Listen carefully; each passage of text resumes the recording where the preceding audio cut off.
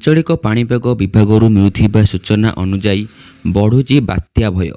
ଅକ୍ଟୋବରରୁ ଡିସେମ୍ବର ସ୍ଥିତି ସମ୍ବେଦନଶୀଳ। ଖବରଟି ଜାଣିବା ପୂର୍ବରୁ ଆପଣ ଯଦି ଆମ ଚ୍ୟାନେଲକୁ ପ୍ରଥମ ଥର କରି ଆସିଛନ୍ତି, ଚ୍ୟାନେଲକୁ ସବସ୍କ୍ରାଇବ୍ କରିବା ସହ ଭିଡ଼ିଓକୁ ବହୁମାତ୍ରାରେ ସେୟାର କରିବାକୁ ଜମାରୁ ବି ଭୁଲନ୍ତୁ ନାହିଁ। ଆଉ ଦିନ କେଇଟା ପରେ ଦେଶରୁ ଦକ୍ଷିଣ ପଶ୍ଚିମ ମୌସୁମୀ ବାୟୁ ଅପସାରଣ ଆରମ୍ଭ ହେବ। ଏହି ସମୟରେ କିଛି କାରକ ଚଳିତ ବର୍ଷ ବାତ୍ୟା ଆଶଙ୍କା ସହ ବାତ୍ୟା ବାତାବରଣକୁ ଅନୁକୂଳ କରିଛି। ନେଗେଟିଭ୍ ଆଇଓଡି ଓ ଲାନିନା ସକ୍ରିୟ ରହିଲେ ବାତ୍ୟା ସୃଷ୍ଟି ନିମନ୍ତେ ପରିବେଶକୁ ଅନୁକୂଳ କରିଥାଏ।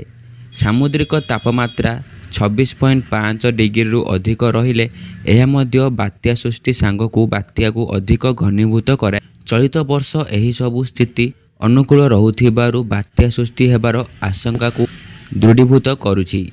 ବିଶ୍ୱ ପାଣିପାଗ ସଂସ୍ଥା ସହ ଅନେକ ପାଣିପାଗ ବିଜ୍ଞାନୀ ଭାରତର ପୂର୍ବ ଉପକୂଳ ଓ ବିଶେଷ କରି ଆନ୍ଧ୍ରାରୁ ପଶ୍ଚିମବଙ୍ଗ ଅଞ୍ଚଳ ପ୍ରଭାବିତ ହୋଇପାରେ ବୋଲି ଆଶଙ୍କା ପ୍ରକାଶ କରିଛନ୍ତି, ଯାହା ଓଡ଼ିଶା ପାଇଁ ଚିନ୍ତା ବଢ଼ାଇଛି ଓ ଅକ୍ଟୋବର 1ରୁ ବାତ୍ୟା ଋତୁ ଓଡ଼ିଶା ପାଇଁ ବିପଦ ଆଣିପାରେ ବୋଲି କୁହାଯାଉଛି।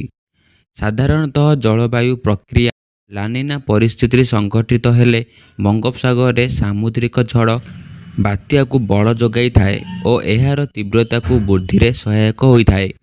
ଜଳବାୟୁ ପ୍ରକ୍ରିୟା ଲାନିନା ପ୍ରଭାବରେ ଉଚ୍ଚ ସାମୁଦ୍ରିକ ପୃଷ୍ଠ ତାପମାତ୍ରାରେ ଉପସ୍ଥିତି ହେତୁ ପଶ୍ଚିମ ପ୍ରଶାନ୍ତ ମହାସାଗର ତଥା ଚାଇନା ସାଗର ଅଞ୍ଚଳରେ ସୃଷ୍ଟି ହୋଇଥିବା ବାତ୍ୟାଗୁଡ଼ିକର ଅବଶିଷ୍ଟାଂଶ ବଙ୍ଗୋପସାଗରରେ ପ୍ରବେଶ କରିଥାଏ। ଏହା ମୌସୁମୀ ପରବର୍ତ୍ତୀ ବାତ୍ୟା ଋତୁକୁ ସକ୍ରିୟ କରାଇବାରେ ଯଥେଷ୍ଟ ସାହାଯ୍ୟ କରିଥାଏ। ବିଶେଷ କରି ପ୍ରଶାନ୍ତ ମହାସାଗର ଅଞ୍ଚଳରୁ ବଙ୍ଗୋପସାଗର ଅଞ୍ଚଳକୁ ପ୍ରବେଶ କରୁଥିବା ଅବଶିଷ୍ଟାଂଶ ଗୁଡ଼ିକ ମୁଖ୍ୟତଃ ଆଣ୍ଡାମାନ ସାଗର ଅଞ୍ଚଳରେ ପ୍ରବେଶ କରିଥାଏ। ଯେହେତୁ ଏହା ଏକ ଦ୍ୱୀପାଞ୍ଚଳ, ତେଣୁ ଏଠାରେ ତାପମାତ୍ରା 30 ଡିଗ୍ରୀ କିମ୍ବା ଅଧିକ ରହିଥାଏ ଓ ବାତ୍ୟା ଏଠାରେ ମାଡ଼ ହେବା ପରେ ସାମୁଦ୍ରିକ ଅଭ୍ୟନ୍ତରୀଣ ତରଙ୍ଗ ସୃଷ୍ଟି କରିବା ସହ ଅଧିକ ଶକ୍ତିଶାଳୀ ହୋଇ ଆଗକୁ ବଢ଼ିଥାଏ। ବିଶେଷ କରି ଅକ୍ଟୋବରରୁ ଡିସେମ୍ବର ମାସ ମଧ୍ୟରେ ଉଚ୍ଚ ଆର୍ଦ୍ରତା, ବାୟୁ ପ୍ରଭାବ, ତାରତମ୍ୟ ଓ ଉଚ୍ଚ ସମୁଦ୍ର ପୃଷ୍ଠ ତାପମାତ୍ରା ଆଦି ଯୋଗୁଁ ବାତ୍ୟାଗୁଡ଼ିକ ଶକ୍ତିଶାଳୀ ହୋଇଥାଏ। ଏହା ସହିତ ପ୍ରବଳ ବର୍ଷା ଏବଂ ବନ୍ୟା ପରିସ୍ଥିତି ସୃଷ୍ଟି ହୋଇଥାଏ।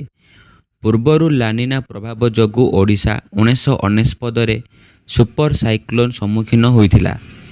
ସେହିପରି 2009 ଆଇଲା, 2018ର ତିତ୍ଲି, 2021ରେ ଗୁଲାବ ଏବଂ ଜୱାଦ, 2022ର ଅସାନି ଭଳି ବାତ୍ୟା ଲାନିନା ସକ୍ରିୟ ରହିଥିବା ବର୍ଷରେ ସୃଷ୍ଟି ହୋଇଛି। ସେହିପରି ପ୍ରାକ୍ ମୌସୁମୀ ଋତୁରେ ଆସିଥିବା ବାତ୍ୟାଗୁଡ଼ିକ ମଧ୍ୟରୁ 2019ରେ ଆସିଥିବା ଫନି, 2020ରେ ଅମ୍ଫନ, 2021ର ୟସ୍ ଭଳି ବାତ୍ୟା ମଧ୍ୟ ଲାନିନା ବର୍ଷରେ ସୃଷ୍ଟି ହୋଇଛି ଓ ଏହାଦ୍ୱାରା ଓଡ଼ିଶା ବ୍ୟାପକ ଭାବେ କ୍ଷତିଗ୍ରସ୍ତ ହୋଇଛି।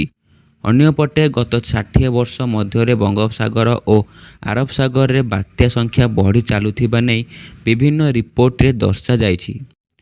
ଏହି ବାତ୍ୟାଗୁଡ଼ିକ ଉଭୟ ମୌସୁମୀ ପୂର୍ବବର୍ତ୍ତୀକାଳୀନ ଓ ପରବର୍ତ୍ତୀକାଳୀନ ସମୟରେ ସୃଷ୍ଟି ହୋଇଛି। ସେହିପରି ଭୀଷଣ ବାତ୍ୟା କିମ୍ବା ଏହାଠାରୁ ଅଧିକ ଶକ୍ତିଶାଳୀ ହେଉଥିବା ବାତ୍ୟାଗୁଡ଼ିକ ସଂଖ୍ୟା ମୌସୁମୀ ପରିବର୍ତ୍ତନକାଳୀନ ସମୟରେ ବଙ୍ଗୋପସାଗରରେ ବୃଦ୍ଧି ପାଇଛି। ଏ ଦୃଷ୍ଟିରୁ ଆଗାମୀ ଅକ୍ଟୋବର ମାସରୁ ଡିସେମ୍ବର ମାସ ପର୍ଯ୍ୟନ୍ତ ରାଜ୍ୟ ପାଇଁ ଏକ ସମ୍ବେଦନଶୀଳ ସମୟ ସୃଷ୍ଟି ପାଇଁ ଯାଉଥିବା ଆଶଙ୍କା ରହିଛି। ଏହିପରି ପାଣିପାଗ ଲାଟେଷ୍ଟ ଅପଡେଟ୍ ଜାଣିବା ପାଇଁ ଆମ ଚ୍ୟାନେଲକୁ ସବସ୍କ୍ରାଇବ୍ କରିବା ସହ ଭିଡ଼ିଓକୁ ବହୁମାତ୍ରାରେ ସେୟାର କରିବା ପାଇଁ ଜମାରୁ ବି ଭୁଲନ୍ତୁ ନାହିଁ।